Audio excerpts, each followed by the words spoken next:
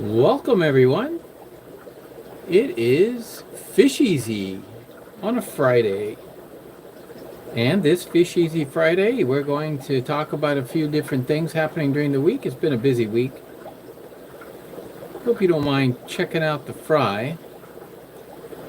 Yes, we have new fry in the room. These Apistogrammas are doing very well. As you can see, they're hovering about the leaf litter. It's very important to have plenty of biofilm, small creature animals growing in your aquarium when you're going to start up a colony, or shall we say get a breeding bunch here in an Apistogramma tank. Hi Jeff, welcome to Friday. We're just getting a little update here on the mother moves everybody around. She goes from corner to corner. She's always hovering, checking out, guarding. Hey Chris Stubbs, welcome. Welcome. So it's very interesting, the behavior of Apistogrammas. If you come up to the tank, and you can see now that I'm holding the phone kind of still, you can see the fry zipping about. But at first, when there's some intruder, some individual pops their head by the tank, all the fry freeze, including some of the fry go to the bottom and hang out in the bottom gravel, frozen without movement. This is their hiding technique until it's safe. It is very, very obvious how they do it. And then after a minute or two, when the coast is clear and it seems like the danger's over with, Mama gives the all clear sign, and the babies begin to move again. But they do it all in unison. It's as if they're talking. Maybe it's a flip of the fin, maybe it's a twitch of the head, or whatever it is. I know these young fry are right with mom, and yeah, they somehow can detect when they need to be still, and sometimes they can detect when it's safe. There is approximately 40 fry in this one. I'm not sure exact count, but there's about 40 fry. Here's Dad. He just popped in the front. Yeah, Mom and Dad have been acting very normal, very fine. Hoping they continue in a good state. If there's any problem, I would immediately pull out the parents, leave the fry in the tank, and raise them here. It's a good batch.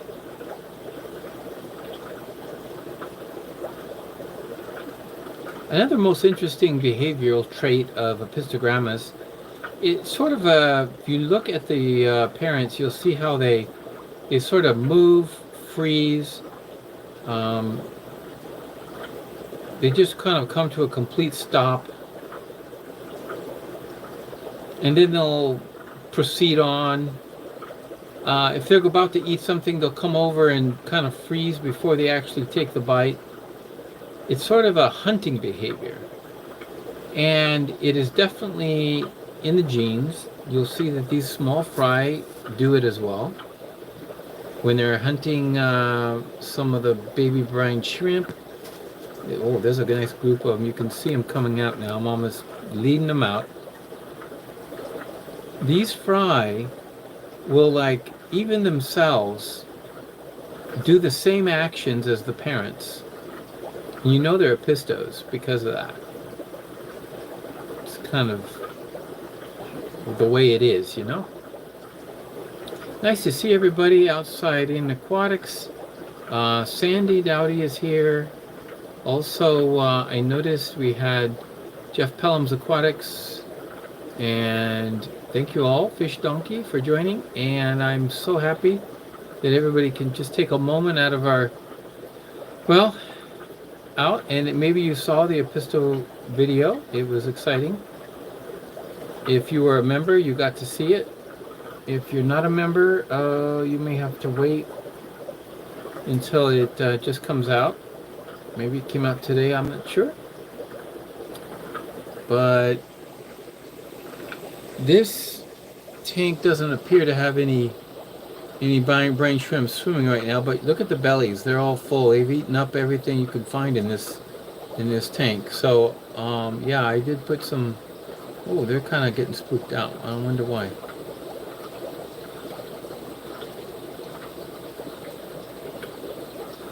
There's Dad right there. They're very colorful fish, really. Okay, thank you, Jeff. Yeah, so everybody can see the Apistogramma.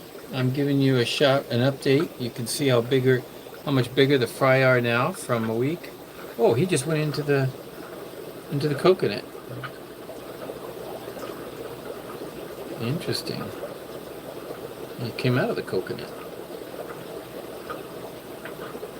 Quite interesting to watch.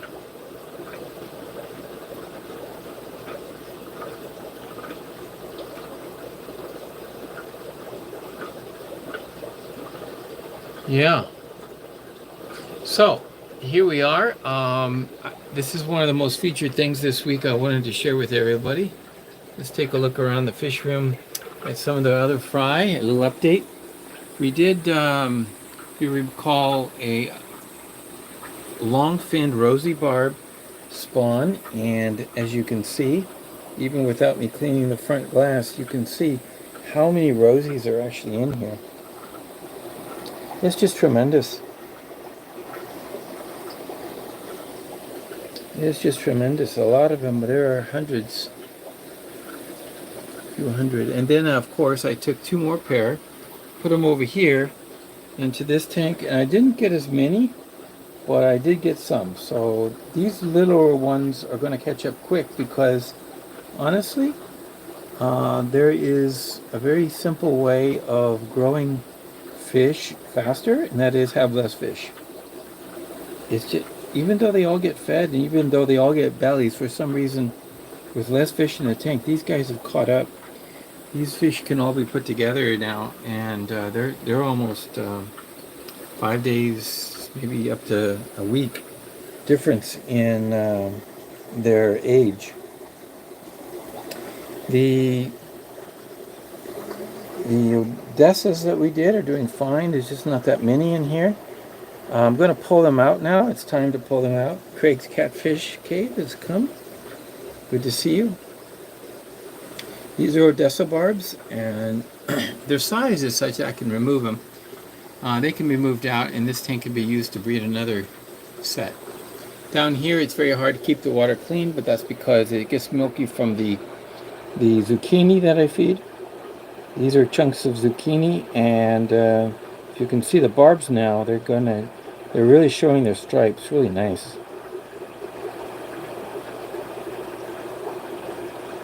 Really showing their stripes. These are not convicts. They're not even tiger barbs. They're Hexazona barbs. And the long fin, short finned, and citrus plecos that are in here are going to get sorted probably within the next week. I'm going to pull out the short fins, and I'm going to use them for some other purposes. We have some tanks that need to be de-algaed, and they work wonders for that, the short fins. The long fins one, like that albino, those will be grown out, and some of them are sold on our website, aquarium.biz. Also, some of them can be used for more breeding in the future, since I am kind of low on them. Jeff, I'm not breeding the green tiger barbs just yet. I'm anxious to get them back together. I need more. I might just use this tank for that purpose. The next one to go, I might be the green tiger barbs, because we do need them. I might try. In fact, we have the jade tiger barbs. I don't know if you realize we have jades as well. Jade tiger barbs. I think I put them down here. with the females. In fact, let me turn the light on because I keep it kind of dull down here because the algae is such an issue. There we go. See those lighter colored ones? Those are green tiger barbs, a little more leucistic in nature. I think that they are going to be a good choice. I just need to make sure I got some males and females conditioned up, and then we'll try them. Okay, looks like we have one female Odessa here as bloat. That's not a good sign. She won't make it. I just now noticed it first time tonight. That's what happens. Overfeeding too high of a protein food. Yeah.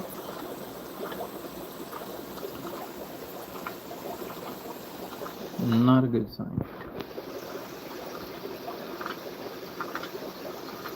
It is possible. I have successfully treated bloat in the past, but not when it's gotten that bad. With the light off, I haven't always been watching them closely, and that's another problem. Here I've also had the light off. This is the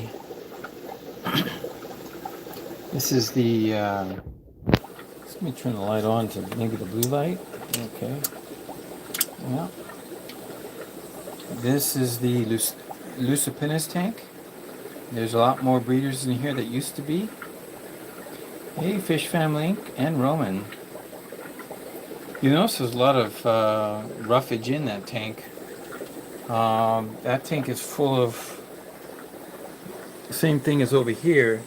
Tons of this moss. This they nibble on it constantly. These are Odessa barbs, and I've got some male, but I think of the male rummy nose in here. Little group of 10 with the females right above them. Here's the females, rummy nose. We're gonna do some breeding on those in the near future. I'm anxious to try getting some. With those, however, we're going to need to do a little setup a little differently because rummy nose tetras apparently they like leaves and sort of like leaves from the top or hanging around, and they spawn in the eggs. They're not a true egg scatterer like all other ones we have. Do you see anything new in this tank? Anybody see anything new? Anybody? Fish Tropic Canada, welcome. Anybody see anything new?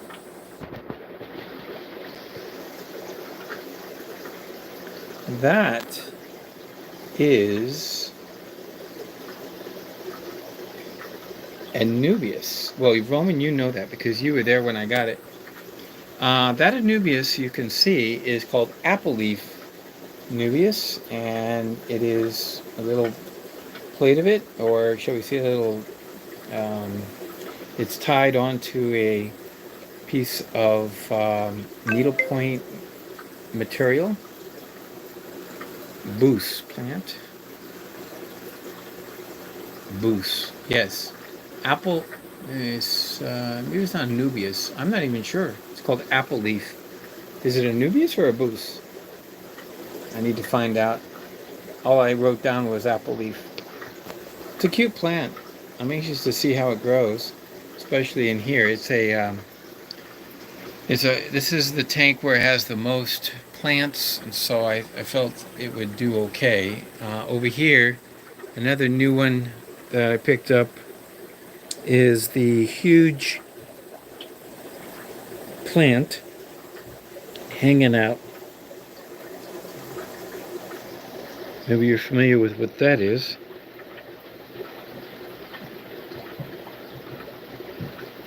Boos, okay, it's a Bucephalandra apple leaf. But what we're looking at right now, which this little pleco is hanging out on, that plant right there is actually a plant I also see right there. I have that plant somewhere else, but it never has done well. But I picked up this new one to see if I can do better. I got some information on it, It's actually tied to that rock. It is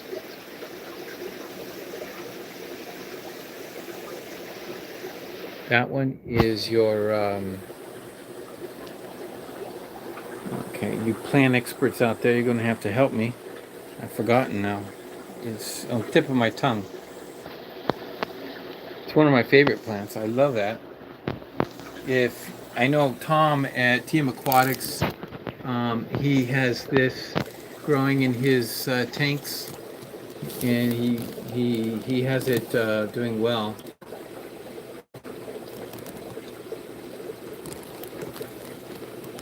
How come I can't think of the name?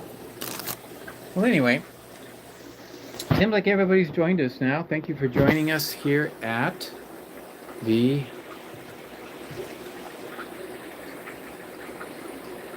Here we are on a Friday night. Thank you so much for joining us at FishEZ. What we're doing tonight is a little more question and answer. Okay, put that into the holder so I can stand still. Show you some of the things that have been going on this week. And what we have is I have a little of that plant growing under in the other tank. It's not grown very much. It is it's a non-rooting plant. It has a rhizome and it just grows from there. Bobitis, thank you so much. Oh, I hate it when a hecklefish comes through for me. What is wrong with his brain? It's not able to click sometimes. Yes, it's a bobitis, and I have a bobitis over there, and I love it. I pick up this other one here at the local club. Now, our local club, which met last Wednesday, is in actuality had a lecture, or shall we say a talk on plants, and I learned a lot about it. I really did, and some features, some different features of the plants, how to pot them, and the recommendation. Our speaker was Hayden Pounder, and he recommended that he does a lot of his plants in pots so that he can easily treat them and care for them, move them around so easy and not make a mess. And I like the concept. I've been doing that for some time. As you can see in my tank, I've got pots everywhere. The kind of plants that I have been able to do well with, well, I haven't done well with many plants at all, but it comes and goes. So at one time I would have this tank was just chock full of hornwort, growing crazy like, and now the hornwort is just hardly kicking. But now the long-stemmed plants that we stick in the not the Amazon sword. What's the other one?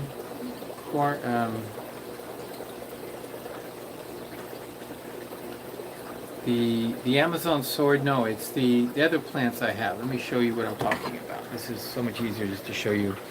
These plants right here. Okay, there we go. As you can see here, these plants are different varieties. They're all basically the same plant type, but you notice that, like, for example, I have I don't know if this is the crocodile leaved one. This is just a plain leaved one. These are growing very nice. They're just really going to town. They like to be crowded in their pots. Have to break them up eventually. Those are, yeah, the Windalove Java fern is right here. That was tied to the log, but seems to be breaking loose these days. Unfortunately, these plants have gotten some algae on them, so I'm going to work on that. This is algae covered leaf. And I don't like that, but some of the new leaves don't have it. I'm going to continue to keep working by putting more and more plants to get rid of the algae. I'm going to starve the algae completely by making it so these plants grow crazy. These ones are taking off now. This is like a type of carpeting type of plant, but I haven't seen much growth other than they just looking good. And of course, our little mini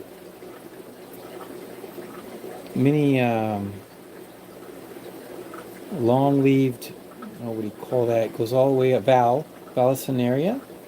That long, this is a dwarf one. It doesn't get, but like maybe 1.5 times taller than you see there, and then it stops.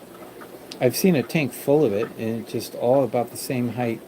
Really good stuff. I only have the one plant that survived the when I got them, and so I'm looking forward. This one is surviving, and it looks like if I can just get it to go, even if it takes a year to fill up this place, I want to put it right down the center of this tank and just grow it right down the center, and let it become a divider. But because this tank, you can walk around it, I like it to be like the background.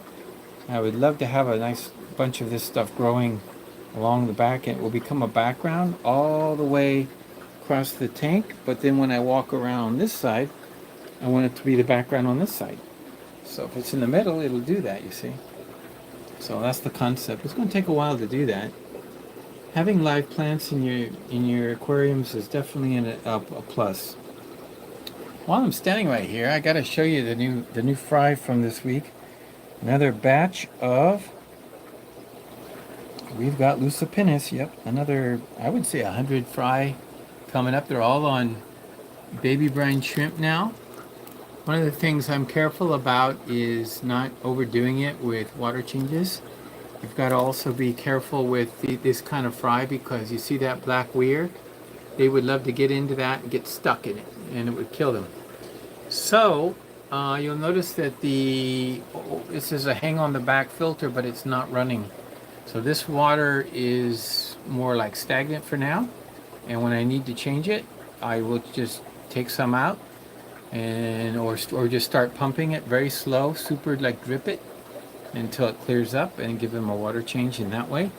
But the Lucipinnis don't need massive water changes. There they are. You can see them running around down here, and they got pink bellies, so I know they're eating the baby brine shrimp now.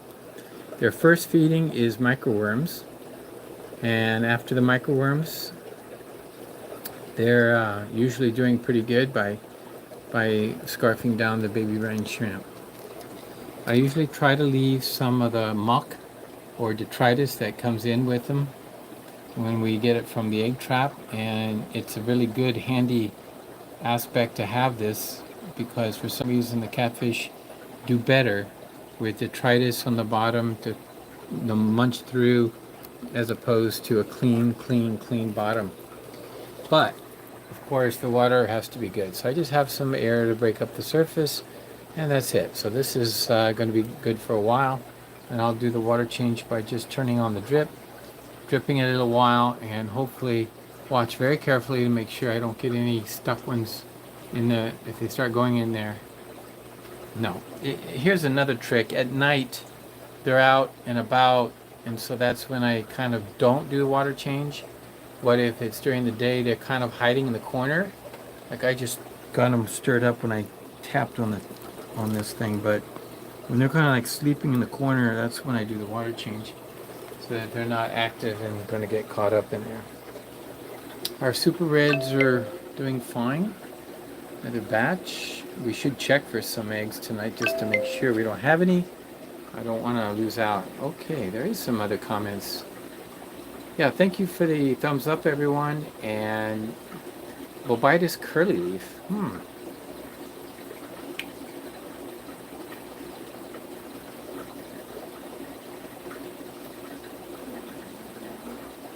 Was Hayden talking? Yes, he was talking. He was talking at our, he came to our club meeting. Hayden's been around in the Peel Aquarium Club for some time. Dixon's Designs. Also, okay, thank you so much. Try moving your hornwort outside. Oh, into the ponds, you mean? Yeah, I could try that.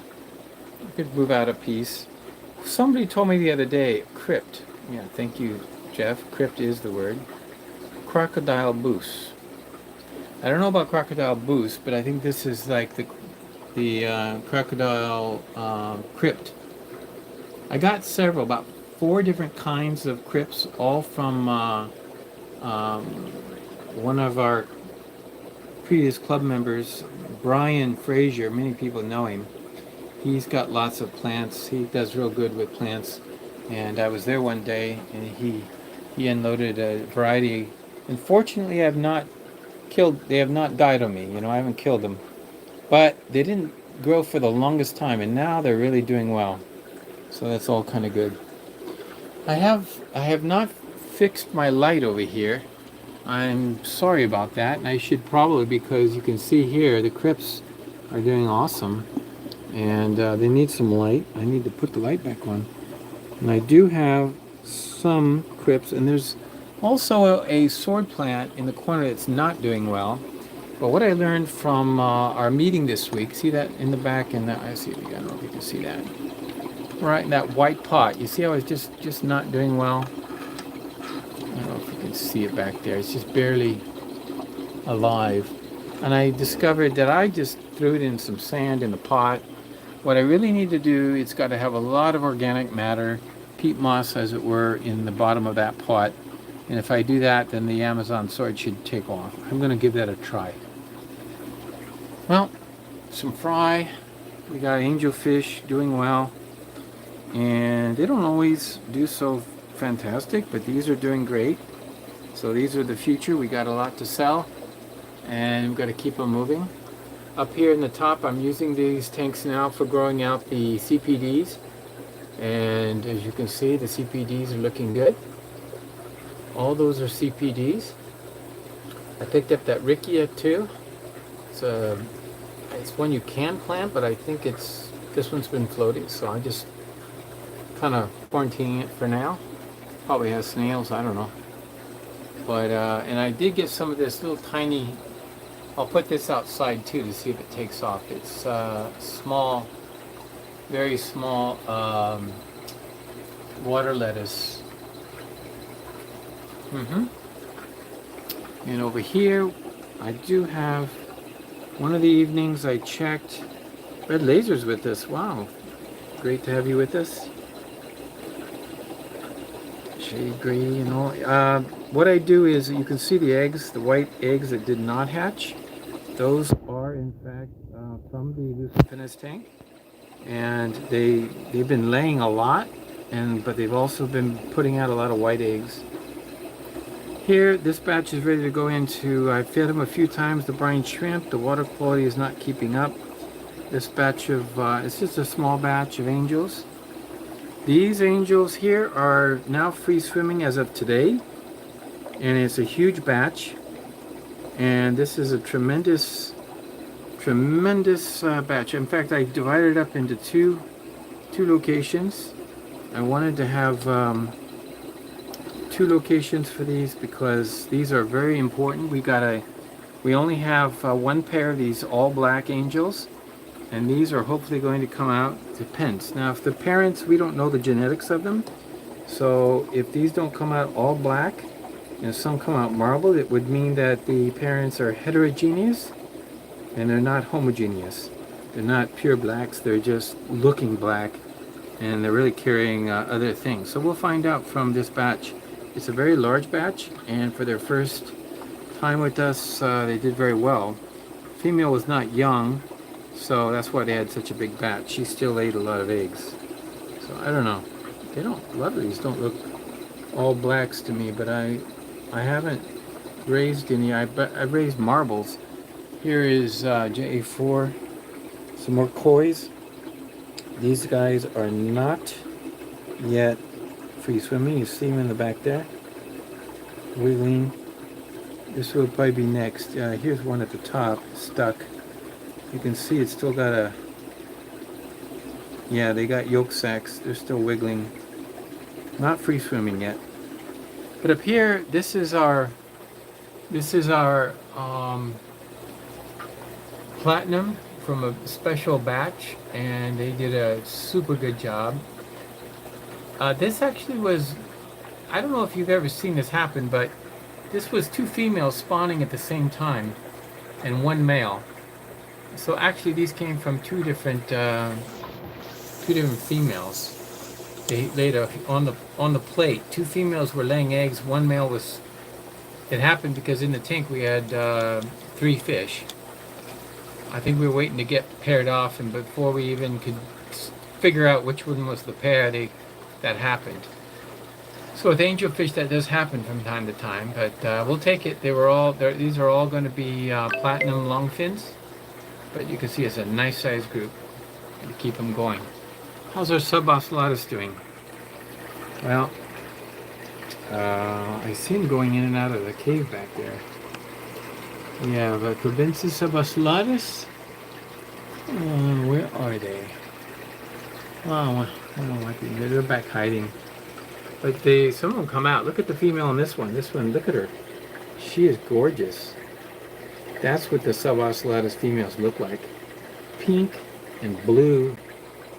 See if we can get in there. Yeah, yellow in the face as well. Yeah? Gorgeous fish. They're ready to start spawning, so I'm expecting spawns from these fish very soon.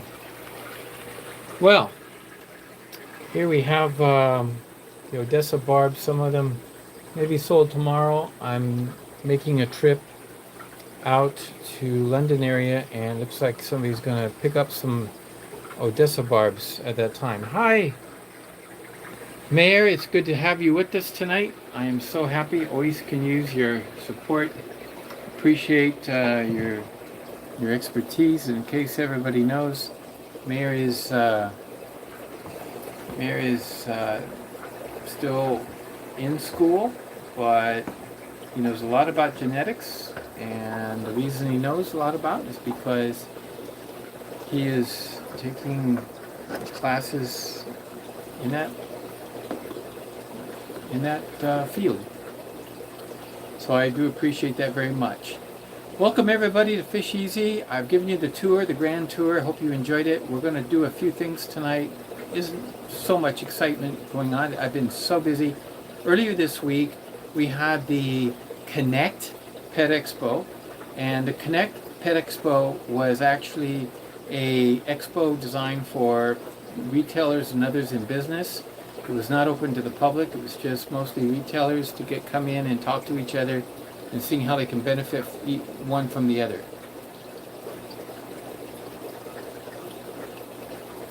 Okay, yeah, I didn't see that question. Thank you very much for pointing that out.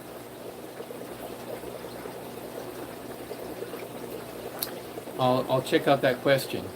So what we did was we went, if you saw, there was a live stream on Aqua Malik's channel, and I was in it with him, and we had delivered the fish.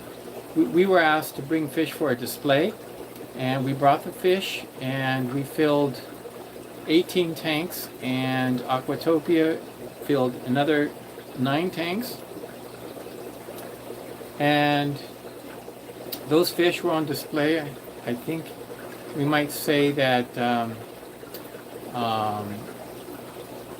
all of the fish were basically for sale, but they weren't really being sold there individually. They were there like hoping to catch some wholesaling activity, in other words stores, and we did. And we got some new contacts. It was nice, and I'm going to be doing some more connectivity with Rick's Pets in the Ottawa area, and also we talked to Petland in the Alberta area. So if you're watching this, you'll know that it's very possible that we could be shipping fish in the near future to these little more distant away places, because they have a need also to get some quality fish.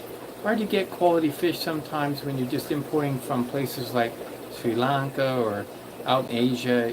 A lot of times the fish come in and they tend to be not compatible with the water we have, but as you can see here from all the fry that are raised up in our water, they do very well. Also, we do premium feeds.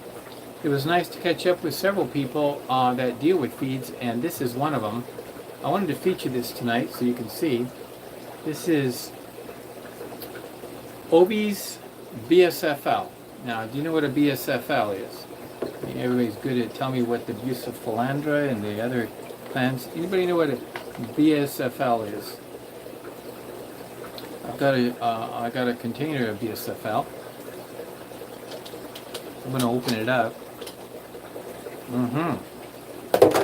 Let you check it out. Check out the BSFL. No takers? I'm going to grab my tweezers. That's it, Mayor.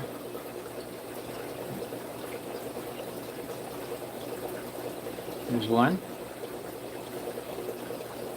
BSFL. Black soldier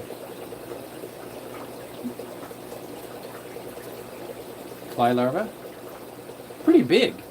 They come in different sizes, so if you order from them, Obies, they have a big facility, huge. I mean, they grow these in tons, and I mean tons. And what they do is, let me give you a good look at the container.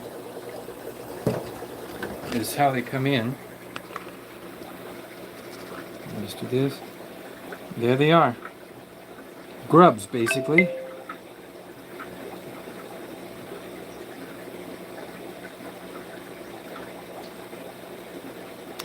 Yeah, and they freeze dry them. You can buy them. They kind of look like mealworms when they're freeze dried, and you feed them chickens. It's very popular.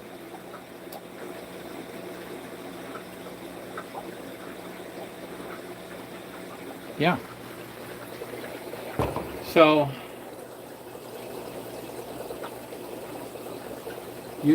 these are live ones, and I think I'm going to take a couple live ones.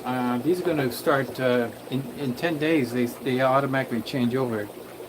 Let's just go. I don't have that big of fish to eat these big ones.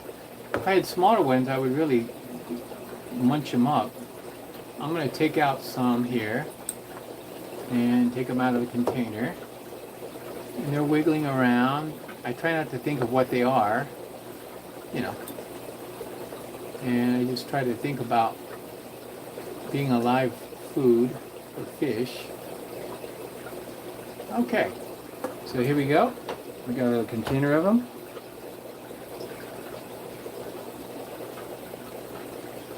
Can't get better when it comes to quality, healthy foods. Thank you. This was a free gift from Obies at the show. They were demonstrating these at the end of the show. They had to get rid of them because they're not going to bother to take them back.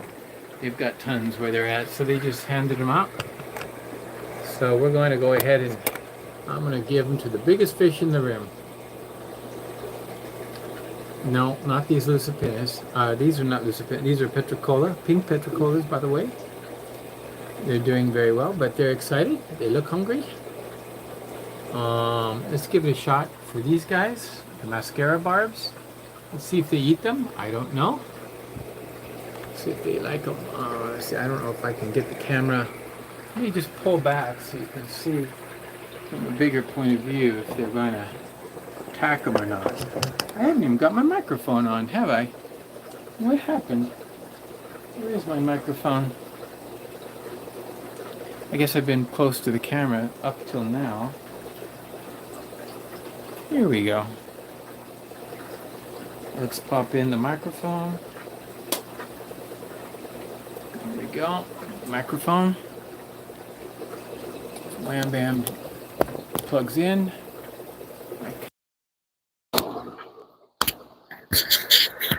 Okay, I hope you can hear me better than ever before. And hopefully the sound is okay. Am I transmitting? Carlam, welcome. You see, now we're watching. What we're watching is these are the mascara barbs.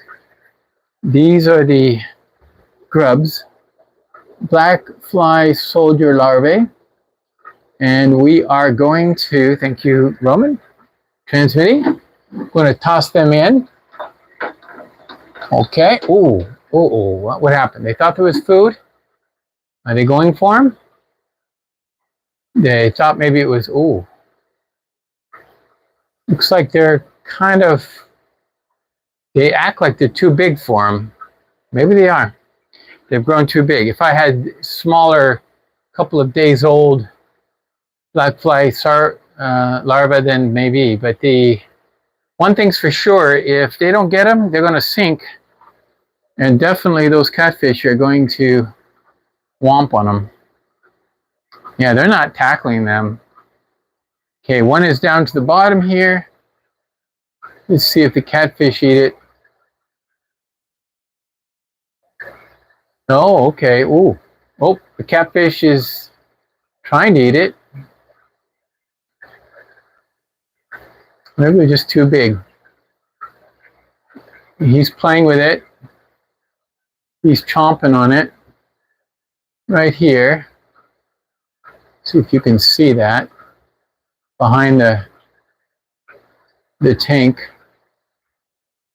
Let's just zoom in now. Have you guys take a look at what's happening here. I don't know. They're going to eat that. Well, I'm sure they'll eventually be able to swallow it.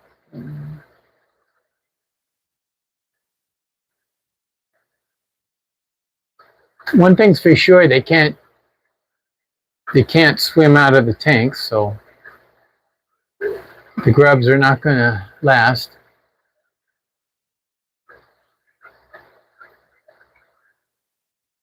Maybe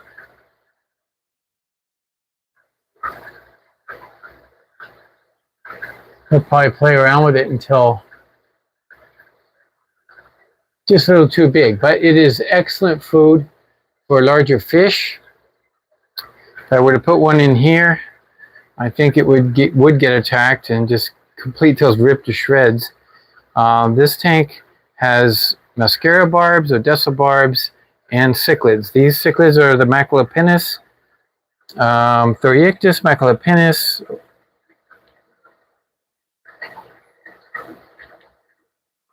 They're growing, but they're feisty fish, yeah? Okay, so this is something I wanted to just share with you folks, the black fly soldier larva. Now, I also was able to speak with some food manufacturers, and one in particular was there, Northfin. Northfin is family-owned business, and I was talking to the owner, Darius, and he gave me some interesting insight on how they manufacture their foods. One of the things that we were talking about is, when I feed the barbs, it's important not to feed too high a percentage of protein. Bloating is what's going to happen, and you saw that earlier in this episode, what happens when there's bloating involved.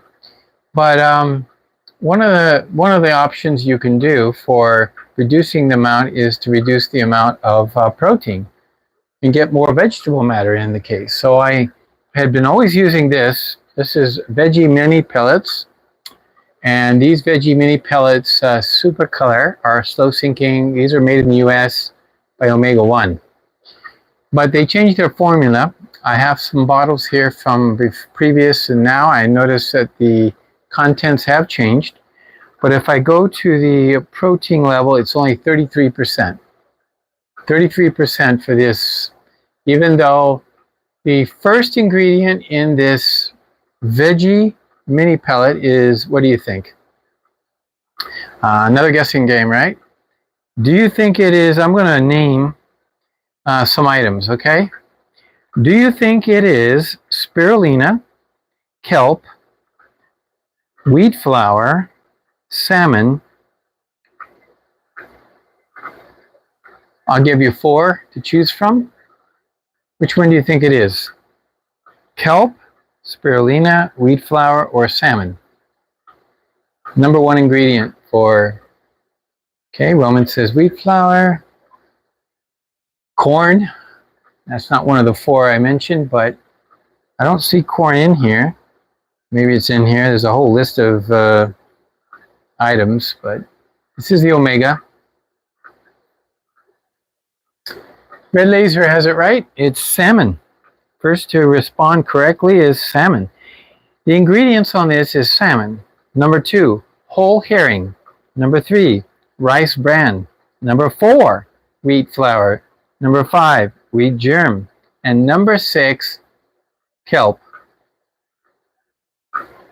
First time I get to any veggie, it is actually the 6th item. I don't consider rice flour a vegetable. I don't consider wheat flour a vegetable.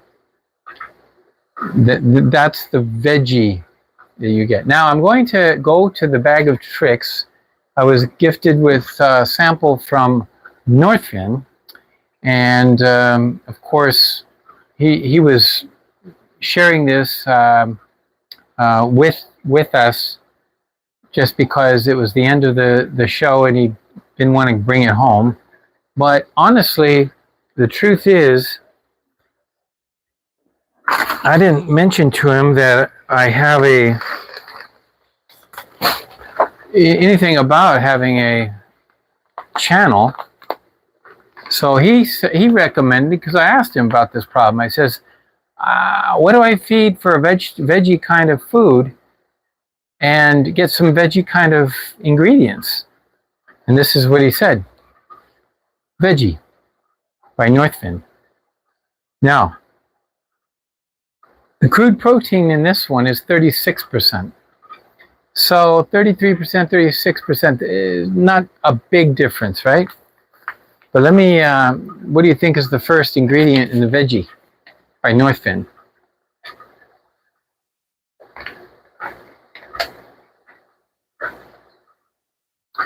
Believe it or not, first ingredient, organic kelp. Red Laser, you hit it again. What is, you must know your foods really well. Maybe you work for Northfin, I'm not sure. So organic kelp, then whole Antarctic krill meal, then whole herring meal, whole sardine meal, then wheat flour, spirulina, garlic, etc. And a couple of other things, the riboflavin, the niacin, all the vitamins and stuff. But that is interesting.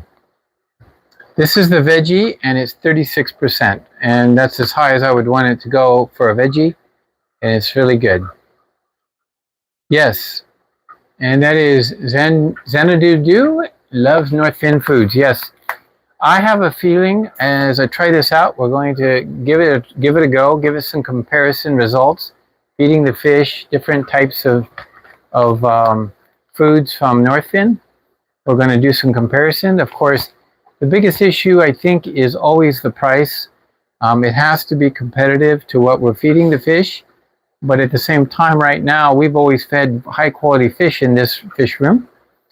And we've not spared any expense in doing so because we want the fish to grow well. In so doing, we've used some Dr. Basilier that we import, which is much, much higher in protein. But that's good for very, very, very small fish that you're trying to get up. Now, once they get to a size where I want them to not be getting bloat and so forth, here it is, the veggie. So, veggie is, veggie formula seems to be exactly what I'm looking for. It's a kelp, organic kelp, first ingredient. And he said something interesting. He says people call it whatever they want. Like in case of the omega-1, we saw it was called veggie. He says it doesn't matter what the name is because all you have to do is have one ingredient. It could be the last ingredient. You could have, like, let's say for example, if you wanted to sell krill, krill food, what's the last ingredient? Krill. It's everything and then a little krill at the bottom. If it has krill in it, you can call it krill food. And that is sad, but it's the truth. So it's all in marketing. So when you consider foods, my recommendation is to read the ingredients, know what you're getting when you ask for it.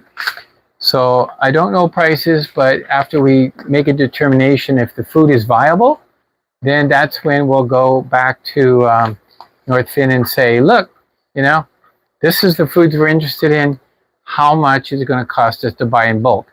Because, as you know, we do a lot of food, a lot of fish get fed here, whereas, I mean, we got a pet store basically with 200 tanks, not just the ones here, but also at the grow out house. And so our grow out center is got lots of fish growing out. And Roman makes a good point. Don't forget your magnifying glass, because yes, it is small. Honestly, I can read it quite well on this one, just because I think it's black on white, but yeah, it is usually quite small. I got also from North End, we will be trying this out, because I do have some bug bites, and I'd like to compare those bug bites with Bug Pro. Bug Pro is obviously, you would think it is, and true, black soldier fly larvae meal, and then that's the first ingredient. So yes, this is mostly the exact same fly larvae that you saw there, and sure enough. So this is another good product. I tried to get the smallest. This is the 2 millimeter crisps. That's what he had, but in the other foods you can get it in the smaller size, and of course, as we're growing smaller fish here in the facility, we need to have the smaller size for feeding, and the 1 millimeter size seems to be really good.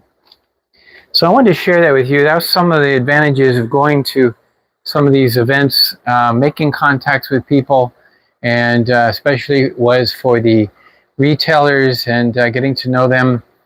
There was even a few more people that were interested in getting some of our products.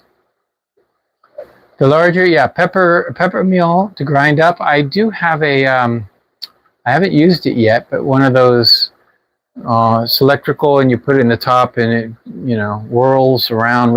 Is a grinder type of. There's a special name for those, though. I forget now what it is. Yeah.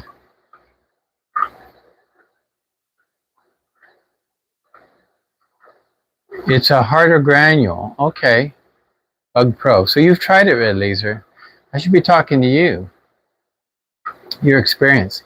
We'll give it a try. What I find with bug bites is that does it really matter too much? Do they have to be soft?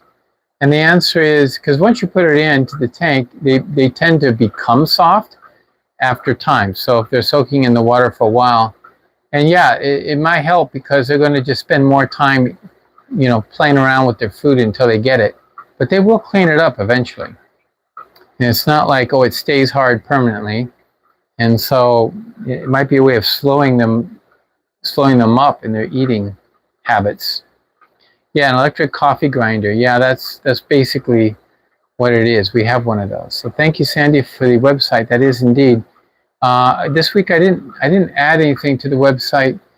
I don't recall adding anything to the website this week special. I don't know if you were able to take advantage of last week's special code, but this week I'm not going to have a special code. I'm not prepared with one, because I want to have some more items there available. So next week I'll announce again another special coupon code for watching us here. North Fin kelp wafers, first ingredient organic kelp, but it makes the tank messy and cloudy. Okay, Sandy, we're going to test that out. We'll test that out. With the barbs, though, the 33%, that was one of the reasons why, well, there's actually, I tried the extreme foods. I've already tried those, and some of those foods made the water kind of cloudy as well. However, the biggest reason that I can't go with extreme foods is because they don't offer the pails, the bins that are like 5 kilogram bins, you know, pails, I guess they call it. they don't have food in that big a category. So it's like, I'm not going to buy a bunch of very expensive $80 little bins and go through them every other day. It's like, doesn't make any sense to buy it in small quantities at higher prices. So if you can't get the price down by buying in larger bulk, then I'm not actually able to accommodate them. So there was a couple products by Extreme that I liked. One was the spirulina krill mix flake. It was kind of good. The fish love it. But flakes are hard for me because they're a hard sale. They're very lightweight. You throw in some food, it feels like they're getting nothing food wise. And I think the flakes are, fish love them because they're easy to eat. But I think it's like eating fast food. It's just very extremely, it is so hot in here. It's 84 degrees. The fish room has really been warm these past week. And I don't usually work in a shirt. So it's crazy in here. I am going to do a quick check for eggs. Let's do that. Let's take a look. I'm going to, I didn't check last night.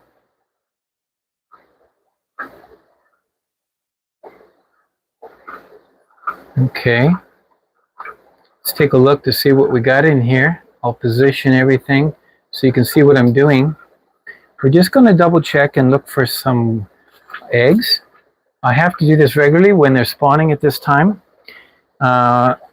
Since they've been spawning the last number of days, I don't think I got any last night. Let me see. Was it last night? I didn't check this morning, did I? No. No, I don't think so. So if they did spawn last night, now the heater is set really low. I want it to only be about 78 in here, but even the thermometer says it's 82, the water. But the room is 84, so at least 84 higher in the room. I have a fan going normally, not during live streams, but the fan tries to circulate the air in the. Okay, I pull out the egg trap, and now we're going to go fishing. You can see here, this is the egg trap. It's got a mesh. This is the barbecue mesh that you can buy. Sits on the top and holds the marbles. And the marbles basically are only there to hold up the mesh. So now I'm going to dump it. And that's how I check to see if I got any eggs, and there were none. So I don't see any eggs in this. If you're not sure, it's pretty easy to tell. They're big and obvious. The eggs of the catfish are very large. I have another egg trap over here, and I don't know if there's going to be anything in there, but so far I've never gotten anything out of this egg trap. Okay, we'll dump this one, and we'll do the same thing. And nothing pours out. These are non-adhesive eggs, so because they're non-adhesive,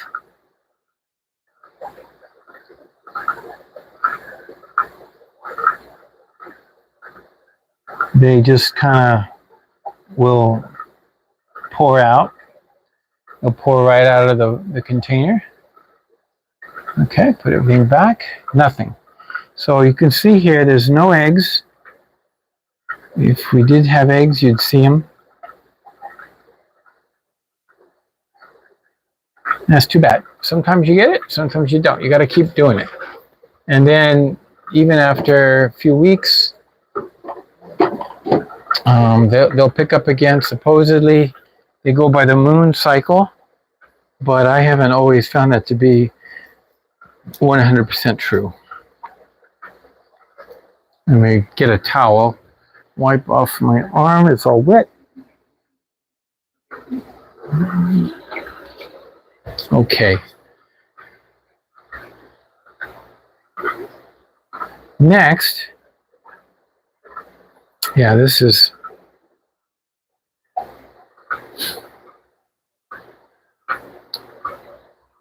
Yeah.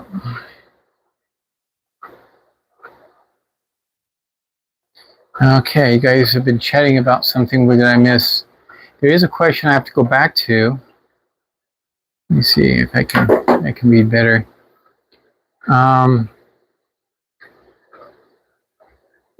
Scheller? Did Scheller show up? Hi, Scheller. Steve, I've been watching the videos that you put out. I can't wait for the one on that you say is coming. I watched the one that you share about the, are discus difficult to keep? And those answers were very, very nice. I was listening to it as I was driving to the expo. I've never seen harder food than Big Bites granules, but I haven't seen anything that the fish went after as enthusiastically either. It's interesting because I think the black fly soldier larva, it's just something about the food. It's I think it has a smell. I think it must have a smell that they go crazy for. All right. What was that question?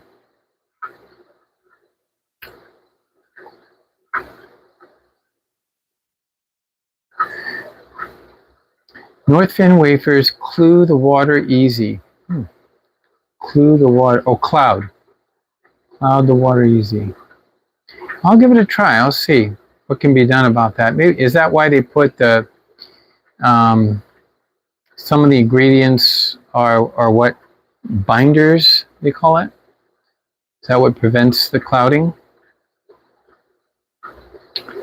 Okay. I'm looking for that question that I didn't answer.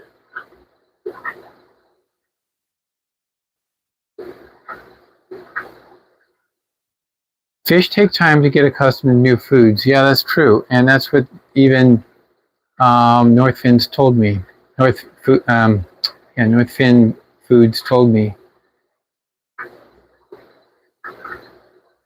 Hecklefish is right. They're creepy. Yeah, I know there's something about it.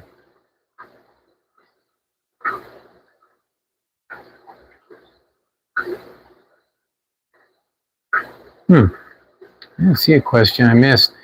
Okay, here it is. Shady Grady's question about the Lucipinnis. Shady Grady, the pH seems kind of low for Lucipinnis. I thought you prefer the 8s. Okay. Here we go. Question from Shady Grady. I'm having a problem with my Lucy's. This is from Sandy, but it's from Shady. One started, floated around the tank 2 days ago. A second one tonight. All parameters are good. pH is 6.5. I separated the feed to feed baby. 6.5 is low for Tanganyikan catfish. I have lost Lucipinnis, and 9 times out of 10, I did lose one in a tube accident, remember? 9 times out of 10, all losses are attributed to a pH crash. And when the pH drops too low, they just go belly up. And you'll see them acting funny. You really must have a pH higher. I would recommend nothing less than 7. So you need to have some water changes. If you're trying to house them with fish that need to have lower pH, it's not a good family plan.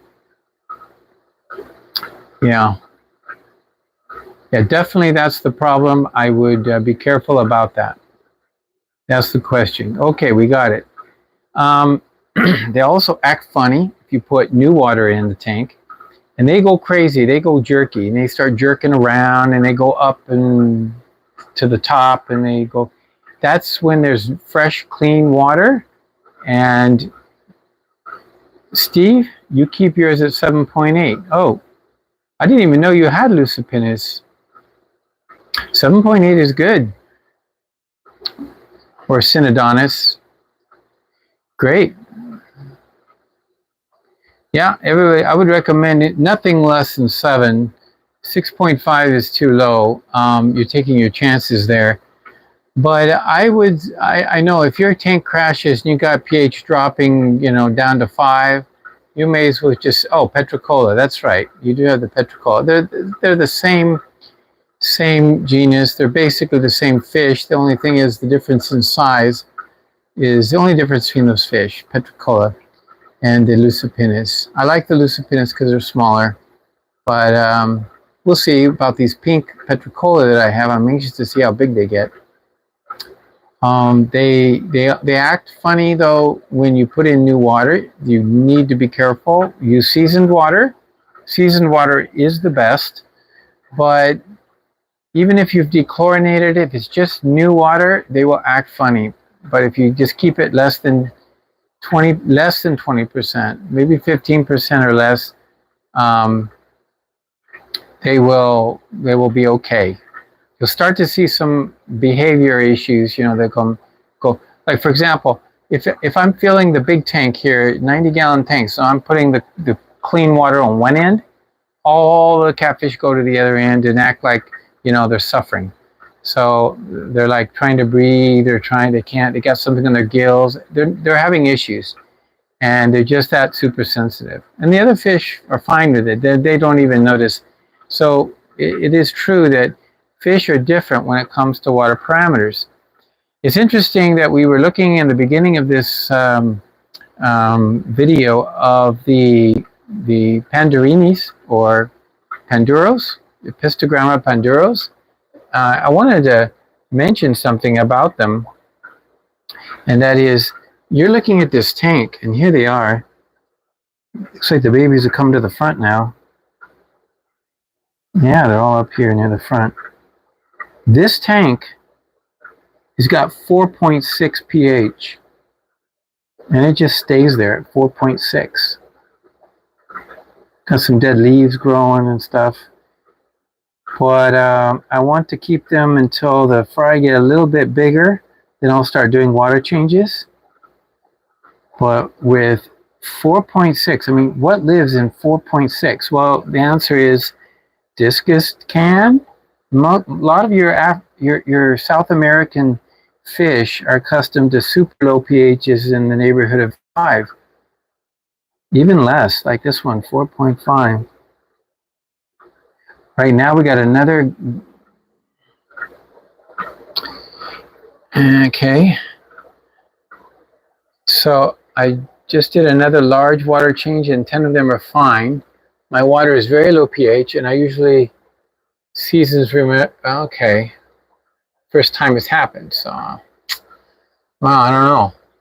Not sure what to tell you. If your water is that soft, I would definitely get some other species of fish. I wouldn't be focused on the Tanganyika catfish. So this tank here is another pair of Panduros. This female has some little top or dorsal fin issues. It's how I can tell her apart from the other ones, but she's really in condition, and she's really, she came that way, by the way. She had that marking when we got her from the shop. And all the females were in here. I put the male in. He chose her, and she chose him. So I removed the other females. The other females are next door. And now they're all in here with a male. I put a male here. Here he is in the front. And he's going to select one. Maybe he has already. Just take a look at who. Oh, it looks like he has. Because you can tell. It's very simple to tell. These guys up in the front, right now they're begging for food. I'm not sure which one, but it's super dark yellow. She's in condition, and she's bullying her off. So, and the male will kind of hang around and not attack the one that he chooses to mate with. And then it looks like they're both trying. It looks like there's impossibility. Now, what he just did was he went to the back and chased off that female in the backpack, and that female in the backpack is not in condition and not interested, and she'll have to be removed. So once I identify which one I'm going to keep with him, then all the females will come out except for that one. So see that? They're going to just keep chasing. I have a couple of female rams in here too. They're going to be moved out. But the water in here is just basically top water. They're just getting used to each other. This one, I brought down the pH. Let's take a look at what the pH is in here. I got some leaves. I've done RO water, and we're now filtering peat moss. So that's what's in this this deal. So let's just take a look at what is the pH. Looks like it's dropping to 5.3. Okay. 5.3 is not 4.7. It's not as dropped as the one where I have the fry in, but let's just take a look at the ppms. Just 20,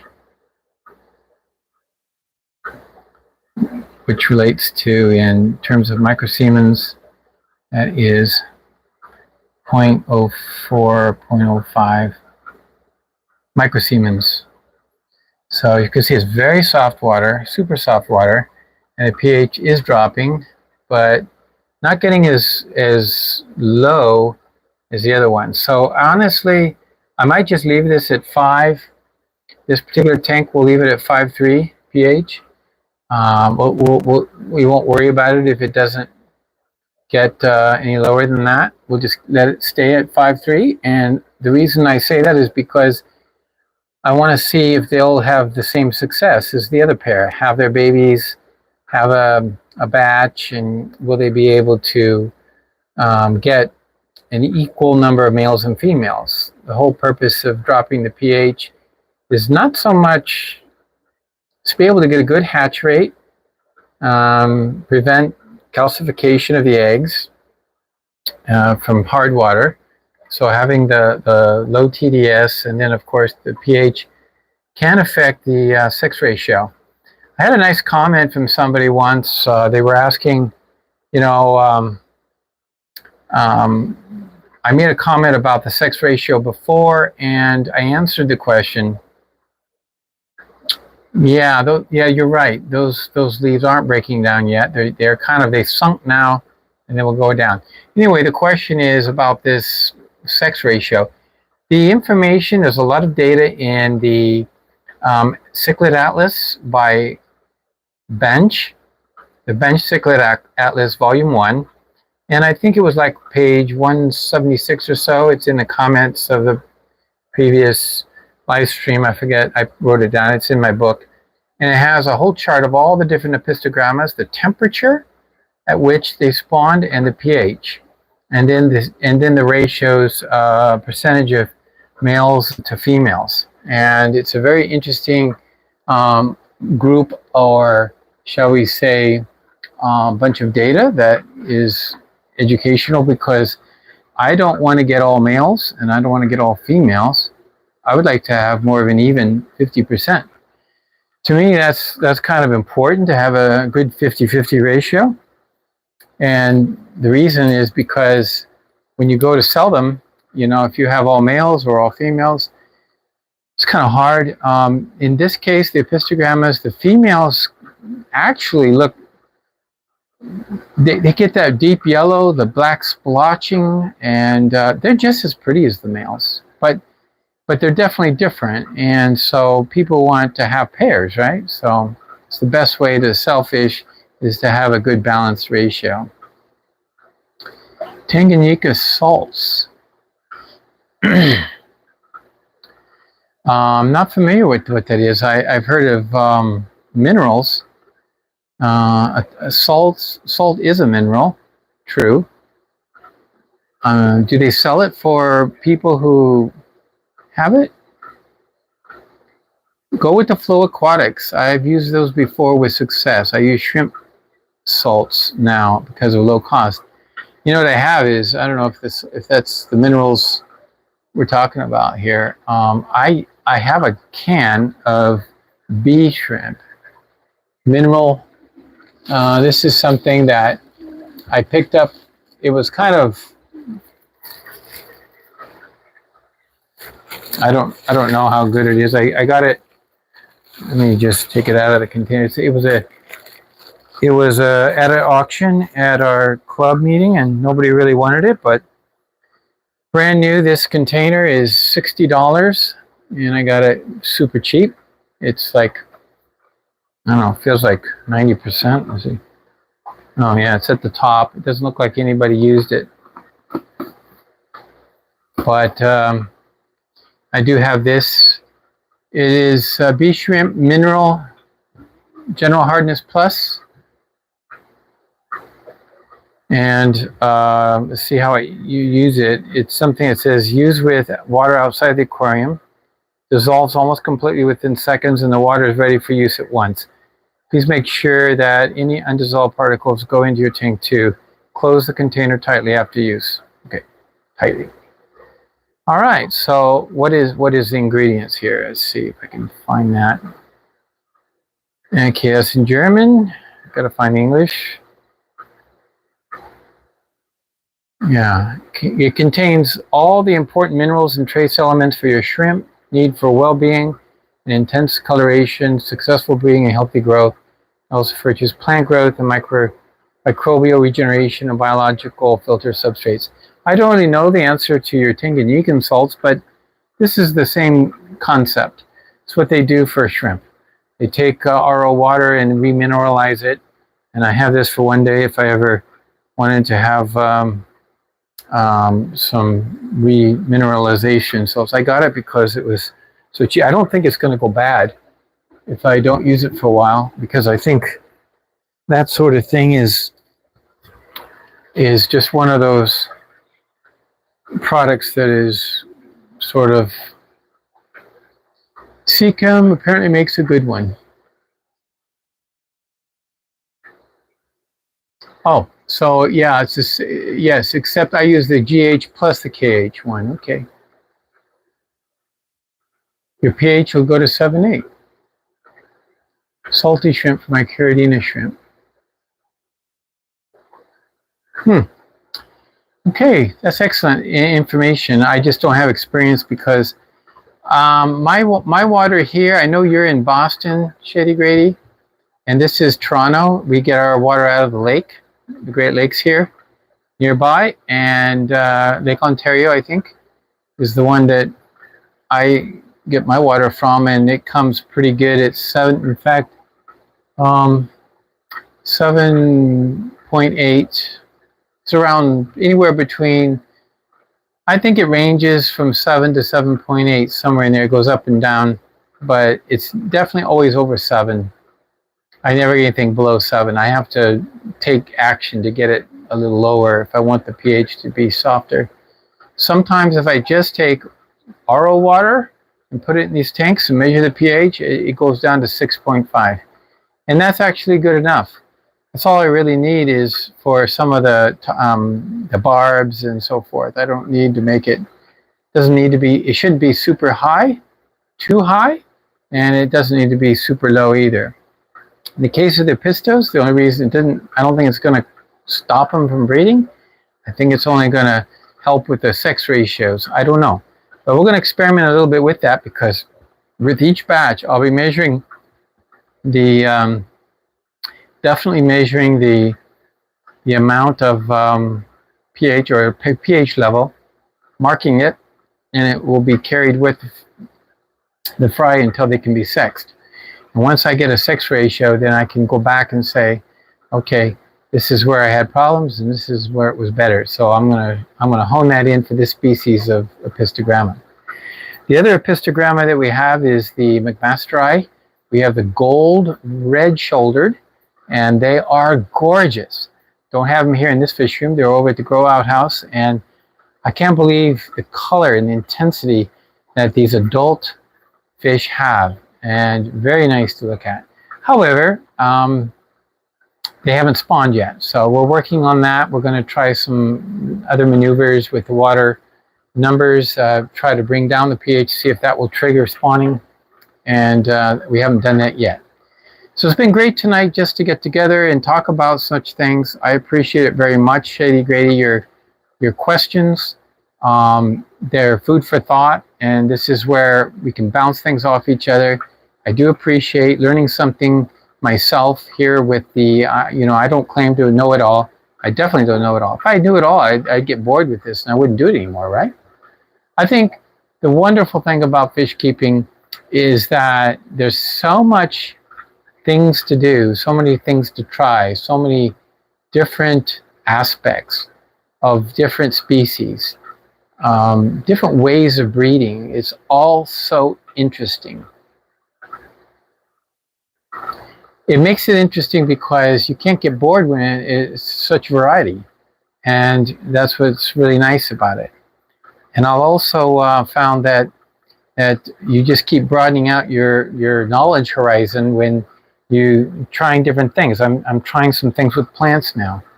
I really would love to learn how to grow plants with a green thumb like a lot of these people do, and I think it's just a matter of a lot of patience. And I was watching Dean's little, it was a great video from our friend Down Under, Nick, and he was interviewing Dean of Dean's Fish Room, as you know, and he goes through the 3 P's of patience, perseverance, and practice. And I love it. So thank you very much, Dean. Good thoughts, things to remember, and definitely that's something that we can always look back and say we got the Dean 3 P's system. And oh, interesting. I don't even see any more of those grubs. The ones we threw in the tank, they're not floating around anymore for sure.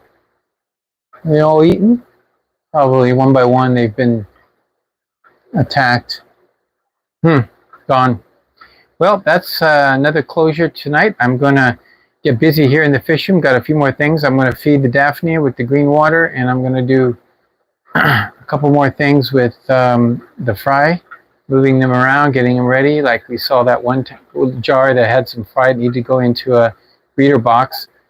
And let's see, next week, yeah, we should be back at the same time and channel. And let's go on over to the next live stream, if it's LRB, and say, just came in from FishEZ. Thank you so much. So there it is. You have it on there, and even a link. Thank you so much. I'm going to click the link. Thank you all. And, oh, and a wonderful super chat. Thank you, Meyer, again, for your kindness and your generosity. Appreciate it so much. What a wonderful opportunity to show your appreciation. And there's so much to talk about, always is, but that's wonderful. So thanks again for your super chats and your support as members. It's so much appreciated. If there's anything I can do for you in the replay, if you see something in the replay and you want to ask a question, be sure to leave your questions down below. I will answer them all. I'm not one of these big guys who has so many followers they don't know what to do with the comments and they can't respond to them. No, I can respond to them all. Thank you so much. So appreciate it, and keep your weekend full of fish keeping fun, and as always, keep it real.